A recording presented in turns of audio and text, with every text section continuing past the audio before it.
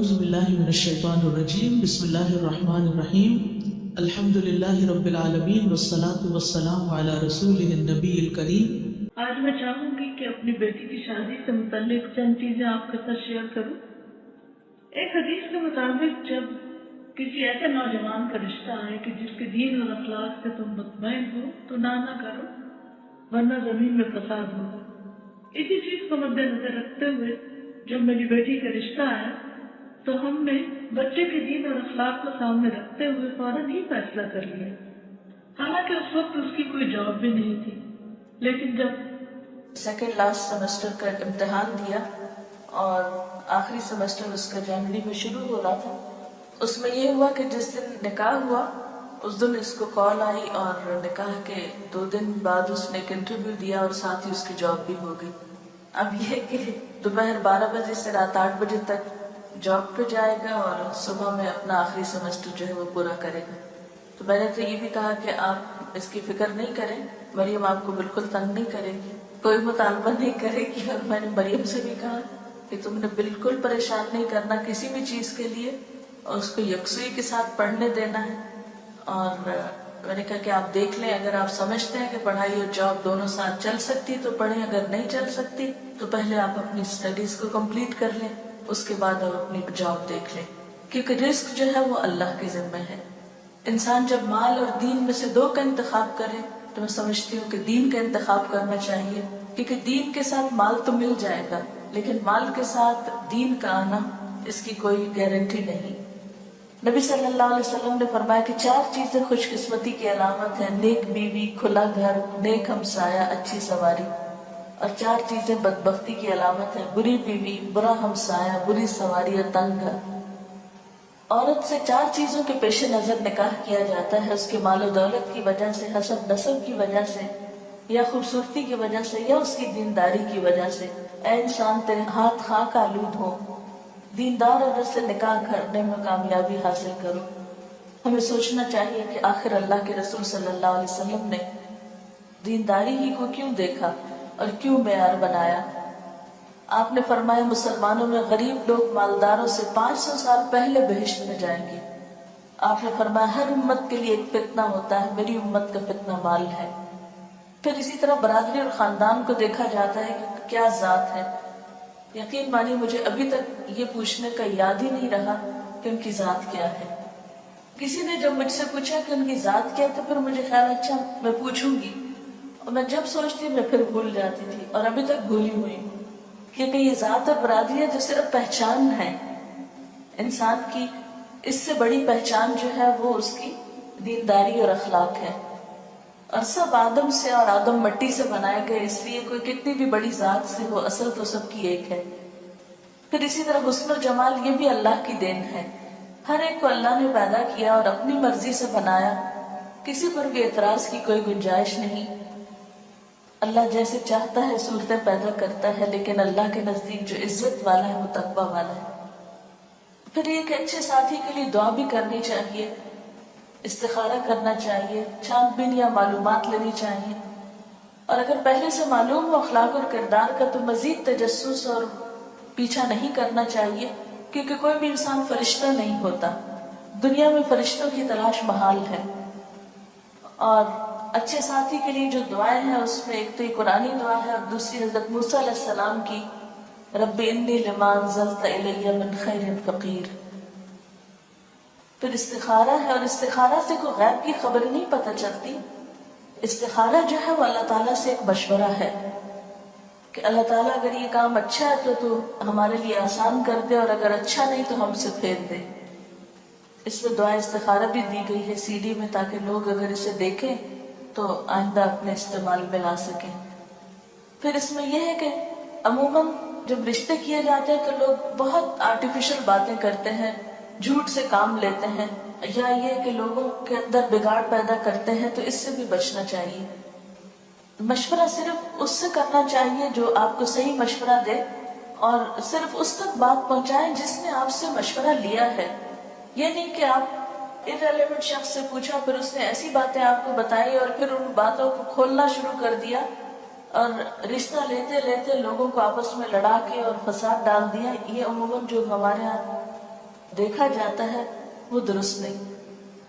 اسی طرح یہ ہے کہ لڑکی کو دیکھ لینا چاہیے اگر لڑکے کی خواہش ہو، اور اس میں یہ ہے کہ تصویر بھی دکھائی جا سکتی ہے اور سامنے بھی دیکھا جا سکتا ہے، لیکن یہ ہے کہ اگر ممکن ہو تو پہلے سے دیکھ کر پھر پیغام بھیجا جائے، یا یہ کہ جب سب بات طے ہو جائے تو پھر آمنے سامنے لا کے دکھایا جا سکتا ہے۔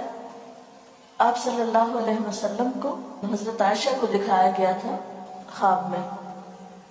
پھر یہ ہے کہ منگنی جب ہو جائے، بات طے ہو جائے، جس میں آپ کو یہ بتا دوں کہ منگنی کے موقع پر ہم نے ایسے نہ تو کوئی تقریب کی، نہ ہی کسی تحفوں کا تبادلہ کیا، نہ ہی انگوٹھی پہنائی، نہ انہوں نے انگوٹھی پہنائی، نہ ہم نے، نہ کوئی کپڑے وہ لائے، نہ ہم نے کپڑے بھیجے، نہ ہی کچھ اور۔ ہوا یہ کہ جب زبانی یا کلامی بات پکی ہو گئی تو اس کے بعد نیکسٹ ڈے جیسے خوشی کے موقع پہ کچھ پھول وہ لے کر آئی مریم کے جو ساس ہے۔ جی یہ بھی بتاتے چلو کہ وہ ہماری 3rd بیچ کی اسٹوڈنٹ تھی اسلام آباد میں، اور عائشہ جو شروع میں یہاں پر کلاس انچارج کے طور پہ کام کرتی تھی وہ ان کی بیٹی ہے، اور ان لوگوں کو کافی سال سے میں جانتی تھی، اس لیے کوئی ایسی اس میں مزید بات نہیں تھی کسی بھی پریشانی کی۔ تو الحمدللہ چلتے پھرتے میں ہی بات طے ہو گئی، اور جواب میں ان کی مدر کے لیے خوشبو لے کر گئی، لڑکے کے لیے نہیں، کیونکہ مائیں جو ہیں وہ بچوں کو جنم دیتی ہیں، ان کی تربیت کرتی ہیں، ان کے لیے اتنی تکلیفیں اٹھاتی ہیں، اس لیے مجھے یہ محسوس ہوتا تھا کہ یہ موقع ماں کے لیے بڑی خوشی کا ہوتا ہے نا جب بچوں کے کوئی رشتہ طے ہوتا ہے۔ ٹھیک ہے بیٹے کے لیے تو بعد میں بھی کچھ ہو جائے گا، لیکن پہلے ماں کا دل خوش کرنا چاہیے، تو اس لیے اس موقع پر جب جوابی طور پر میں واپس گئی تو پھولوں کی بجائے ایک خوشبو چھوٹی سی لے کر گئی۔ پھر اسی طرح یہ ہے کہ لڑکے اور لڑکی کی تنہائی میں باتیں نہیں ہونی چاہیے، ٹیلی فون پہ لمبی لمبی گفتگو درست نہیں، چیٹنگ درست نہیں۔ آپ صلی اللہ علیہ وسلم نے فرمایا عورتوں سے تنہائی میں ملاقات کرنے سے باز رہو۔ پھر اسی طرح ہاتھ میں لانا یا خود انگوٹھی پہنانا یہ باتیں بھی درست نہیں، نبی صلی اللہ علیہ وسلم کا ہاتھ کبھی کسی عورت سے نہیں چھوا تھا۔ پھر اسی طرح بن سنور کر لڑکے کے ساتھ باہر ڈرائیونگ پہ جانا یا سیر و تفریح کے لیے یہ بھی درست نہیں۔ پھر یہ کہ رشتہ دیکھنے کے بعد بعض اوقات ہم ریجیکٹ کرتے ہیں تو اس میں طرح طرح کے نقص نکالتے ہیں، ناک ایسا ہے، قد ایسا ہے، رنگ ایسا ہے، اور اس کو ہر جگہ مشہور کرتے پھرتے ہیں۔ قرآن پاک میں اللہ تعالیٰ فرماتے کہ آپس میں ایک دوسرے پر تان نہ کرو، کسی کے برے نام نہ رکھو۔ ایمان لانے کے بعد فسق میں نام پیدا کرنا بہت ہی برا ہے۔ پھر اسی طرح ہمارے یہاں صرف لڑکے والے پیغام بھیجتے ہیں، لڑکی والے نہیں بھیج سکتے، بہت مایوب سمجھا جاتا ہے۔ حالانکہ اگر اس میں ہم دیکھتے ہیں کہ حضرت عمر کی بیٹی حضرت حفصہ جو تھی جب وہ بیوہ ہوئی تو وہ خود حضرت ابوبکر کے پاس پیغام لے کر گئے کہ میری بیٹی سے نکاح کر لو، تو اس میں کوئی مایوب بات نہیں ہے۔ پھر یہ کہ منگنی ہمارے ہاں ایک بہت بڑا فنکشن اور ایک بہت بڑا بوجھ بنتا چلا جا رہا ہے۔ منگنی کا اصل مقصد یہ ہوتا ہے کہ اس بچی کے لیے پھر کوئی اور پیغام نہ بھیجے، اس کا اعلان کر دیا جائے تاکہ یہ پتہ چلے کہ یہ بچی فلاں سے منسوب ہو چکی ہے۔ اور فرمایا کہ کوئی مسلمان کسی دوسرے مسلمان کے پیغام پر پیغام نہ بھیجے، نہ کوئی کسی کی فروخت شدہ چیز پہ اپنی چیز بھیجے، اور نہ ہی کسی عورت کو نکاح کا پیغام بھیجے جس کے لیے کسی اور نے پیغام بھیجا۔ پھر یہ ہے کہ اگر ایک پیغام بھیجنے کے بعد ارادہ ترک کر دے تو دوسرا پیغام بھیج سکتا ہے۔ اس سے پتہ چلتا ہے کہ ہمارا دین ہم سب کے احساسات اور جذبات کا کتنا خیال رکھتا ہے۔ حضرت علی رضی اللہ تعالیٰ عنہ نے حضرت فاطمہ کے لیے شادی کا پیغام بھجوایا، آپ نے اسے قبول کر لیا، بس یہی منگنی تھی، کیونکہ بات انسان کی یہ عہد سب سے بڑی بات ہوتی ہے۔ مردوں کے لیے سونے کی انگوٹھی پہننا جو ہے وہ درست نہیں، آپ نے فرمایا کہ تم میں سے کوئی شخص آپ کے انگارے ہاتھ میں پہننا چاہتا ہے تو وہ سونے کی انگوٹھی پہن لیتا ہے۔ پھر اسی طرح جہیز، بہت سے لوگوں نے یہ سوال کیا کہ آپ نے جہیز میں کیا دیا۔ بات یہ ہے کہ بلیو می، میں اس سارے عرصے میں ایک دفعہ بھی بازار نہیں گئی۔ کچھ مریم کو ضرورت کی چیزیں چاہیے تھی، مریم یہاں نہیں تھی، جیسے جوتے لانے تھے تو تیمیہ یا اسما کے سائز پہ ادریس سب ساتھ چلے گئے اور یہ لوگ جا کے جوتے لے آئے، اور اسی طرح کسی کے ساتھ ان کو بھیج کر کچھ ضروری چیزیں جو تھی وہ لی گئی۔ باقی یہ کہ اسلام آباد کا گھر جب سے میں آئی ہوں ایک طرح سے پیک پڑا تھا، جو میری اب فالتو چیزیں تھی استعمال ہونے کا اتفاق، اب مجھے لگ رہا تھا کہ میں نے تو ان کو استعمال نہیں کرنا، وہ میں نے مریم سے کہا کہ بیٹا اب تم ان کو لے جاؤ۔ وہاں ان کی سانس کہنے لگی کہ ہمیں ضرورت نہیں ہے، اس لیے کہ ہمارے گھر میں سب کچھ ہے، اور مجھے بھی یہی لگتا تھا کہ وہاں پر کوئی جہیز کی ایسے ضرورت نہیں، اس لیے باہر سے تو کوئی اس طرح کی خریداری نہیں کی گئی.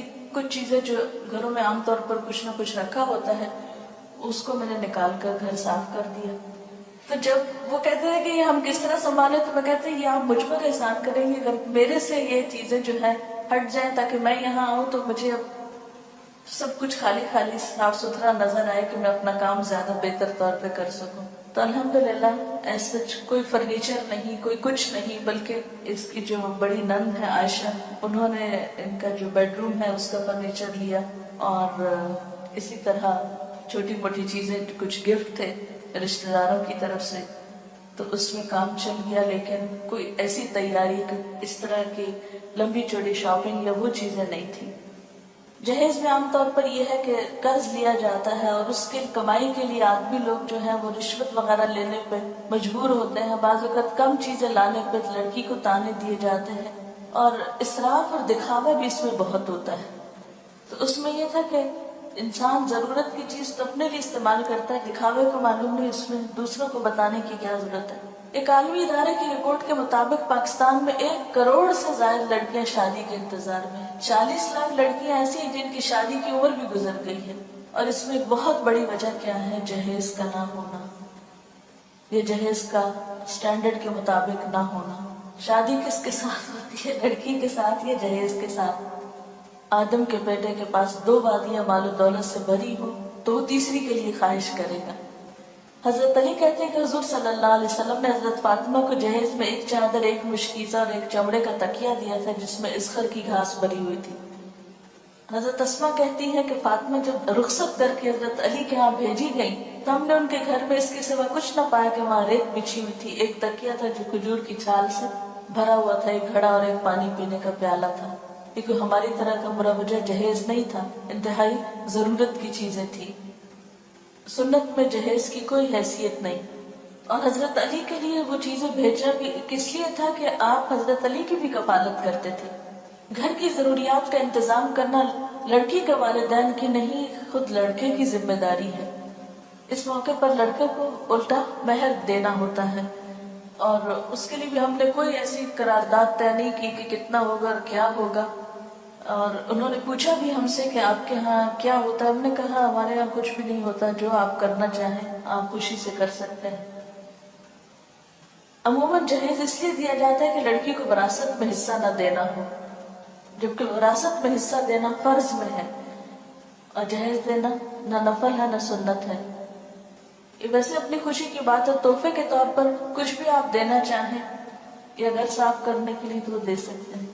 پھر کچھ رسومات ہمارے ہاں بہت رواج پا گئی ہیں.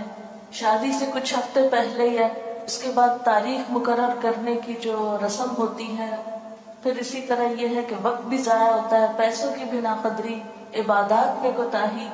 تو الحمدللہ اس موقع پر کوئی نماز، کسی نماز میں تاخیر نہیں ہوئی، کوئی ایسا اسراف اور دکھاوا نہیں ہوا، کوئی اسٹیج نہیں تیار کی گئی تھی، اس کے بغیر بھی شادی ہو گئی. پھر اسی طرح کوئی پیلا جوڑا نہیں پہنایا گیا، بلکہ میں نے شدت سے منع کیا تھا کہ ایسا کوئی رنگ مجھے نظر بھی نہ آئے. بعض کہتا تھا نا کہ بھول کے انسان کوئی ایسی چیز پہلے پہن لیتا ہے. پوری طرح اس رسم کو جو ہے وہ ختم کرنا ہے. اب یہ دیکھیں، یہ 2 تصویریں ہیں، ایک انڈین تصویر ہے اور ایک پاکستانی. دونوں میں کیا فرق نظر آ رہا ہے؟ آپ ہی پہچان سکتے ہیں، مجھے تو پہچان نہیں ہو رہی. پھر جہیز کی نمائش، یہ بھی 2 کمپیریزن ہے. پھر اسی طرح یہ ہے کہ ٹھیک ہے اگر کچھ تفریح ہو رہی ہے یا گانا بجانا ہو رہا ہے تو اس میں ڈانس کی تو کوئی گنجائش نہیں نکلتی.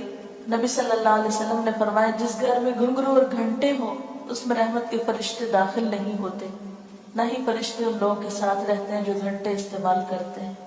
اپنے ہاتھوں سے اپنے آپ کو ہلاکت میں مت ڈالو، یعنی اللہ کی رحمت کو کیوں دور کرتے ہیں ایسی چیزوں سے. آپ نے فرمایا اس امت کے لوگوں پر زمین میں دھنسانے، شکلیں مسخ ہونے اور پتھروں کی بارش برسنے کا عذاب آئے گا. مسلمانوں میں سے کسی نے عرض کیا یا رسول اللہ صلی اللہ علیہ وسلم یہ کب ہوگا؟ آپ نے فرمایا جب گانے بجانے والی عورتیں ظاہر ہوں گی، آلات موسیقی عام استعمال ہوں گے اور شرابیں پی جائیں گی. ترمذی کی روایت ہے. پھر اسی طرح مہندی کی تقریب میں ایک دوسرے پہ طنز، برا بلا کہنا، مذاق اڑانا، یہ بھی اسلامی تعلیمات کے برعکس ہے. پھر اسی طرح مہندی کے موقع پر کھانوں کا اہتمام جو ہے اور اس میں خصوصی ڈیکوریشن یلو کلر میں، یہ تو درست نہیں، لیکن مہندی لگانا درست ہے۔ اس موقع پر ایسا کیا تھا کہ ہاسٹل کی سب بچیوں کو ہم نے اکٹھا کر لیا تھا باہر سے، صرف میری بہنیں تھیں، مریم کی جو نندیں انہوں نے مریم کو مہندی لگائی اور میں نے ہاسٹل کی سب بچیوں کے ہاتھ کو کچھ کچھ لگایا، اوٹ پٹانگ لکیریں ادھر ادھر تھوڑا تھوڑا۔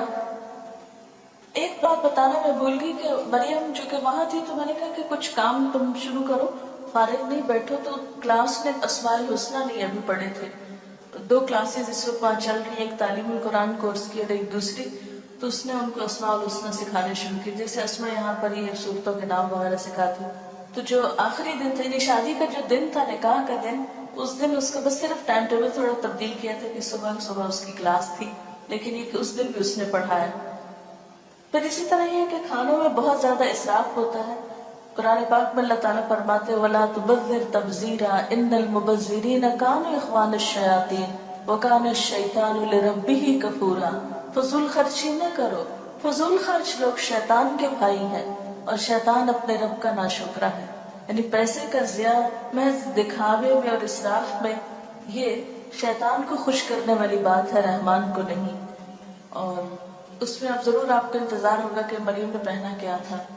اس کو سفید رنگ کا جوڑا پہنایا تھا جس میں پنک کلر کی پائپنگ دوپٹے پہ لگی ہوئی تھی اور کچھ پنک کلر کی کڑھائی تھی اور پنک کلر کے موتیوں کا ہار تھا۔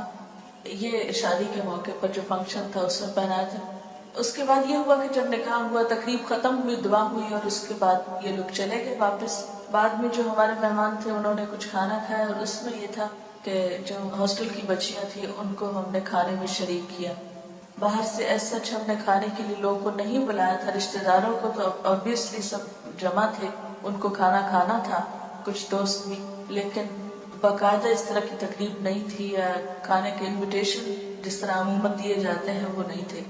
اس کے بعد یہ تھا کہ میں یہ چاہتی تھی کہ مریم سب نمازیں وغیرہ پڑھ لے اور عشاء کی نماز پڑھنے کے بعد اس کی رخصتی ہو تاکہ نماز میں کوئی حرج نہ آئے، کیونکہ اگر دن کو یہ چلی جاتی ہے 5-7 منٹ کے راستے پہ، تو گھر تھا 10 منٹ کا ہارڈلی راستہ ہوگا جہاں اس کو جانا تھا، تو میں نے کہا کہ ابھی جا کے اگر سارا دن بیٹھی رہے گی، ذرا وہاں جھجکے گی یا اور لوگ بھی ہوں گے، تو بہتر ہے کہ یہ اپنا ریلیکس ہو، آرام کرے گھر میں اور اس کے بعد جائے۔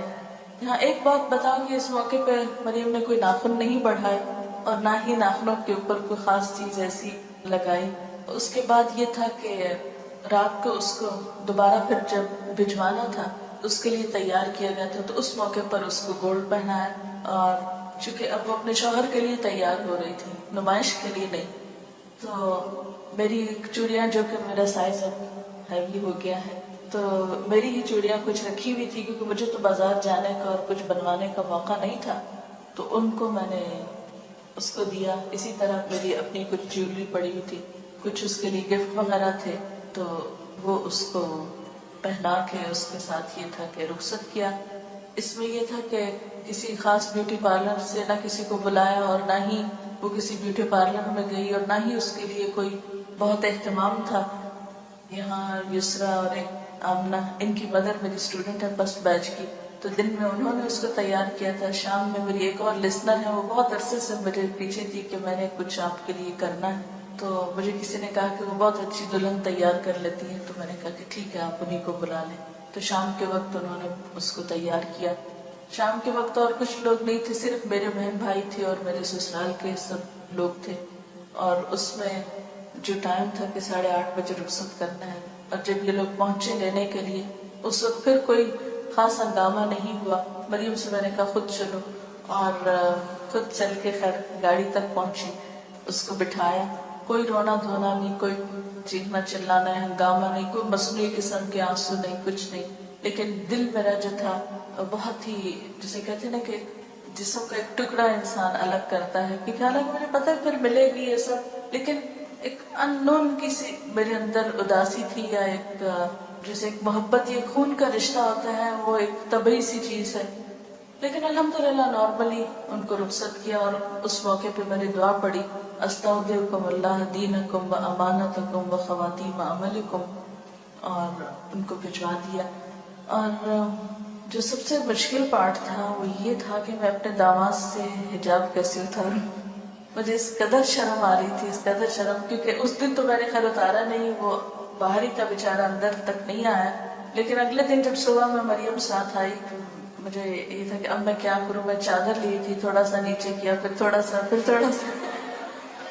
تو لیکن اس کے سسر جو ہیں ان کے سامنے میں ابھی تک نہیں جا سکی، کہ میری ہمت نہیں پڑتی تھی کہ میں کس طرح ان کے سامنے جاؤں، کہ وہ الوداع میں پہلے سے ہی الوداع کی تعمیر کرنے میں وہ کافی ایکٹیو رول ادا کرتے رہے ہیں. ہم جب یہاں آ گئے کراچی تو پیچھے سے چونکہ ادریس صاحب وہاں نہیں ہوتے تھے تو پھر بہت سے مسائل جو مرد حل کرتے ہیں تو اس میں وہ بہت ماشاءاللہ کام کرتے رہے. وقتاً فوقت جب انہیں بلایا وہ اسی وقت اٹھ کے آ جاتے تھے. تو ان کے ساتھ کئی ایک میٹنگز پہلے ہو چکی تھی. اب مجھے شرم یہ آ رہی تھی کہ پھر میں ان کے سامنے بیٹھوں اور منہ سے کھول کے بیٹھوں. لیکن یہ ہے کہ ظاہر ہے کہ اب ایک رشتہ ہے تو انشاءاللہ نیکسٹ میٹنگ میں پھر بیٹھیں گے. اس کے بعد یہ تھا کہ جیسے میرے رشتے دار اور کچھ اور لوگ گفٹ وغیرہ لے کر آئے تھے. باقی تو میں نے چونکہ انوائٹ نہیں کیا تھا اور میرا مقصد یہی تھا کہ لوگوں کو کچھ لانے کی تکلیف نہ ہو. اسٹاف کے لوگوں میں سے میں نے کسی ایک کو مقرر کیا ہوا تھا کہ اسٹوڈنٹس میں سے اگر کوئی گفٹ لے کر وہاں پر آئے تو اس کو بہت پیار سے بہت اچھے طریقے سے سمجھانا کہ یہ اس طرح کی شادی تو ہو نہیں رہی تو آپ ایسا نہیں کریں. لیکن یہ کہ جو میرے بہت کلوز جاننے والے اور رشتے دار لوگ تھے وہ جو کچھ لے کر آئے تو مجھے یہ تھا کہ یہ پھر یہاں کیا کرے گا. کچھ چیزیں تو مریم کے ساتھ چلی گئی اور کچھ آنے سے پہلے الحمدللہ میں اپنی الماری بالکل خالی کر کے صاف کر کے حساب چکا کے یعنی جو رشتے دار وغیرہ آئے تھے ان کو واپسی پہ میں نے جیسے مہمان کا ایک حق ہوتا ہے اس حق کے طور پر انہی چیزوں کا تبادلہ کر کے ادھر کی ادھر ادھر کی ادھر ادھر کی ادھر سب کی سب چیزیں تقریباً نکال دی اور ریلیکس ہو کے بالکل فارغ ہو کے میں 29 کو پھر ولیمہ تھا اور 31 کو میں یہاں آ گئی کیونکہ میرا ارادہ یہ تھا کہ 1 جنوری کو ہم دوبارہ سے اپنا کام پراپر طریقے سے شروع کریں. اور اس میں بھی یہ تھا کہ جیسے 27 کو شادی تھی تو اگلے دن سیٹرڈے کو پھر میری کلاس تھی اور پھر اسی طرح کلاس جو ہے وہ لی گئی. اور شادی کے موقع پر جیسے بارات اور سہرے کا ہوتا ہے یہ بھی ہمیں سوچنا چاہیے کہ کس کی تقلید ہے. ہاں بہت سے لوگوں نے پوچھا کہ مریم نے کیا پہنا تو ان کا یہ خیال تھا شاید غرارہ یا کچھ اس طرح. میں تو قمیص شلوار تو مجھے خیال میں نہیں آیا کہ یہ غرارہ ضروری ہے. میں اصل میں سوچ رہی تھی کہ جو میرا ڈریس ہے وہی وہ پہن لے گی لیکن میں پتہ نہیں کہیں رکھ کے بھولی ہوئی تھی. وہ آخری مومنٹ تک مجھے ملا نہیں بلکہ جب وہ چلی گئی تو بعد میں مجھے نظر آیا جو چیزیں ادھر ادھر صفائی میں کر رہی تھی. تو بہرحال نکاح کے ارکان جو ہے ولی کی موجودگی ہونی چاہیے، گواہ ہو، مہر ہو، خطبہ نکاح ہو، ایجاب و قبول ہو اور اعلان نکاح ہو. یہ ہے اصل شادی. ولی کی موجودگی کیوں ضروری ہے اس کی دلیل کیا ہے وہ قرآن پاک میں آتی ہے. پھر اس کے بعد ولی میں کون کون لوگ شامل ہیں، پھر اگر کسی کا ولی نہ ہو تو وہ کیا کرے. نیکسٹ زبردستی نکاح نہ کیا جائے. پھر نکاح میں لڑکی کی رضامندی ضروری ہے، اس سے پوچھا جائے. پھر اسی طرح یہ ہے کہ اگر لڑکی بولتی نہیں خاموش رہتی تو یہ خاموشی بھی اس کی اجازت ہے لیکن رضامندی کے بغیر نکاح درست نہیں. پھر اسی طرح حضرت عائشہ کہتی ہیں، یہ حدیث دلچسپ ہے ذرا پچھلی والی. حضرت عائشہ کہتی ہیں کہ رسول اللہ صلی اللہ علیہ وسلم نے ان سے نکاح کیا جب ان کی عمر 7 سال تھی اور ان کو آپ کے گھر بھیجا گیا جب ان کی عمر 9 سال تھی اور ان کے کھلونے ان کے ساتھ تھے. جب حضور صلی اللہ علیہ وسلم فوت ہوئے تو ان کی عمر 18 سال تھی. عورت کو خود نکاح کرنے کی اجازت نہیں ہے اپنا. پھر مہر ہے، مہر کا دلیل کیا ہے، پھر مہر کی مقدار کتنی ہے. اس میں ہم حضرت عبد الرحمن بن عوف کی مثال دیکھتے ہیں کہ انہوں نے سونے کی گٹلی کے وزن پر عورت سے شادی کی. آپ نے فرمایا مبارک ہو، ولیمہ کرو چاہے ایک بکری ہی کیوں نہ. ازواج مطہرات کے مہر جو تھے حضرت عائشہ نے فرمایا کہ 12 اوقیہ اور 1 نش. پھر حضرت عائشہ نے پوچھا نش جانتے ہو کیا ہے؟ ابو سلمہ نے کہا نہیں. حضرت عائشہ نے فرمایا نصف اوقیہ اور یہ 12.5 اوقیہ 500 درہم بنتا ہے. یعنی 500 درہم ازواج مطہرات کا مہر تھا جو اچھی رقم ہے. اور حضرت ام حبیبہ کا مہر جو تھا وہ 4000 تھا، 4000 درہم. قبول اسلام کو مہر قرار دیا گیا حضرت ام سلیم کی طرف سے. بہترین نکاح وہ ہے جو آسان ہو. ہمارے یہاں جو 32.5 روپے حق کے مہر اس کی کوئی حقیقت نہیں. پھر اسی طرح گواہوں کا موجود ہونا، گواہوں کے بغیر نکاح نہیں ہوتا. آپ نے فرمایا جو عورت ایسا کرتی وہ زنا کرتی.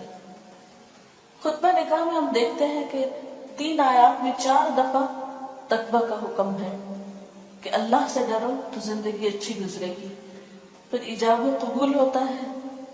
3 دفعہ پوچھا جاتا ہے لڑکے سے کہ اس حق کے مہر کے بس یہ لڑکی تمہیں قبول ہے. جب وہ 3 دفعہ ہاں کرتا ہے تو پھر نکاح کی گرہ لگ جاتی. نیکسٹ، اس میں آڈیو لیکچر بھی سی ڈی کے اندر موجود ہے، وہ سنا جا سکتا ہے. مبارکباد کے کلمات مسنون. آپ نے فرمایا حلال اور حرام کے درمیان فرق کرنے والی چیز دف ہے، یعنی اعلان نکاح ہے. پھر عورت جب گھر آئے تو اس کے لیے دعا کرنی چاہیے. پھر دعوت ولیمہ ہے، اور یہ دعوت بھی اپنی حیثیت کے مطابق کرنی چاہیے. اس میں بھی اسراف اور دکھاوا نہیں ہونا چاہیے. ایک موقع پر آپ نے جو پکا کر کسی جگہ پر کھجور و منقع خوشگوار پانی، کہیں کھانا، یعنی مختلف طریقے سے ولیمے کی دعوت کی گئی. آپ نے فرمایا ولیمے کا کھانا برا کھانا وہ کھانا برا ہے جس میں خوشحال اور دولت مند لوگوں کو بلایا جائے اور فقراء کو چھوڑ دیا جائے. اس موقع پر ہمیں ایک تھوڑی سی مشکل یہ ہوئی، جیسے ولیمہ کی دعوت تھی، انیشلی جو انہوں نے انویٹیشن دیا، یہ ہمارے ہاں عام طور پر شادی کا جو خرچہ ہوتا ہے اس کی تھوڑی سی، مثلاً 8 لاکھ روپے 5 لاکھ روپے جو لوگ خرچ کرتے ہیں ایک عام شادی پر، اور اس کے مقابلے میں آپ دیکھیں کہ اللہ تعالیٰ کیا فرماتے ہیں، جو لوگ محض اپنا مال لوگوں کو دکھانے کے لیے خرچ کرتے ہیں اور در حقیقت نہ اللہ پر ایمان رکھتے ہیں نہ روز آخرت پر، سچ یہ ہے کہ شیطان جس کا رفیق ہوا اسے بہت ہی بری رفاقت میسر آئی. یعنی دکھاوے کے لیے اتنی رقمیں اڑانا جو ہے یہ سراسر غیر اسلامی ہے. آپ دیکھیے کہ تقریبات کے موقع پر 100 روپے فی کس کے حساب سے 8 روپے کا کھانا روزانہ پک رہا ہے. یہ ایک اخبار میں آیا تھا. یعنی روزانہ شہر میں جو کھانا پکتا ہے ایک شادی میں نہیں کئی شادیوں کو جب ملایا جاتا ہے 8 کروڑ روپے. یعنی اگر 100 روپے پر پرسن کا کھانا ہو تو ایک دن میں جو پک رہا